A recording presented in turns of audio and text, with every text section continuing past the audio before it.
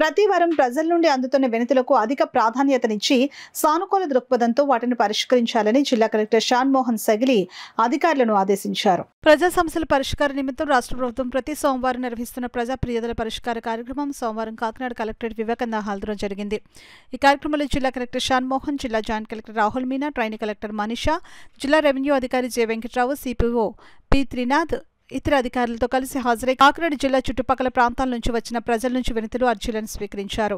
ఈ అర్జీలను ఆయా శాఖల అధికారులకు సూచిస్తూ వాటిపై సత్వరం సమగ్రమైన సంతృప్తికరమైన పరిష్కారాలు అందించాలని అధికారులను ఆదేశించారు. రెవెన్యూ, పింఛన్లు, బియ్యం కార్డు మంజూరు, ఉద్యోగోపాధి అవకాశాలు, టిట్కో గృహాలు, ఇళ్ల స్థలాలు, భూమి వివరాలు ఆన్లైన్లో నమోదు, ఆక్రమణల తొలగింపు, డ్రైన్ కాలువల్లో పూడిక తొలగింపు, పారిశుద్ధ్యం, సదరన్ సర్టిఫికెట్ మంజూరు వంటి అంశాలకు చెందిన అర్జీలు అందాయి.